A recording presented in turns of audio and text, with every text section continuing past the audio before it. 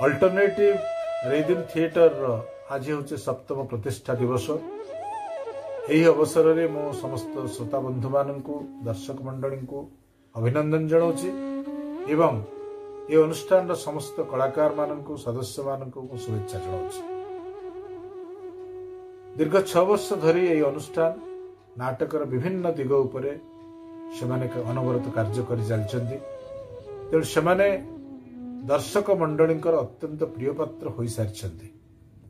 और गोटे कथा मन पड़ुची जिते बड़े पाश्चात्य देश मान जो नाट्यशैली थिला ताको देखिबा परे प्रख्यात नाट्यकार बादल सरकार से गोटे तृतीय मंचर परिकल्पना करथिले थर्ड थिएटर।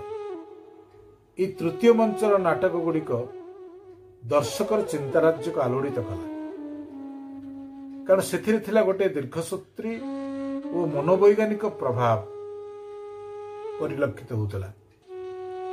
से पाश्चात्य शैली नाटक मान ठारू ये नाटक साधारण लोकंकर अति हृदयर नाटक हो पार्थिला कारण जीवन संग्राम रु प्रस्तुत होता नाटक तेलुण संसार रु आसुवा विषय वस्तु ताको विभिन्न शैली रे प्रस्तुत करी गोटे नाट्य जगत को नुआ दिशा से देखी पार्थे। तेणु यही शैली नाटक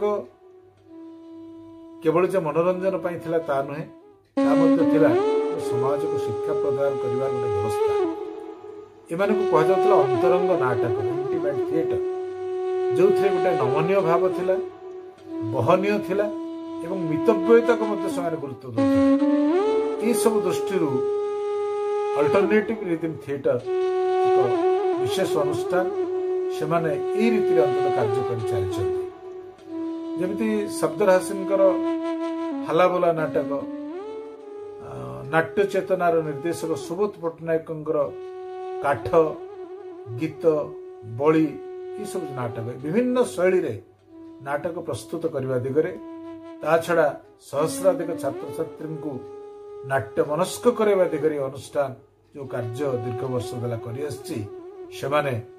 धन्यवाद आज तांकर 7ମ प्रतिष्ठा दिवस अवसर में अगणित तांकर सदस्य सदस्य कलाकार एवं अनुष्ठान उत्तर उत्तर उन्नति कामना करुच्ची समस्त शुभेच्छा जनाऊँगी एवं आशा करुच्ची आगामी दिन मानकर ओडिशा रे एक नाट्य आंदोलन सृष्टि करिबा ये अनुष्ठान एति कही मोर शुभेच्छा जनाऊँगी।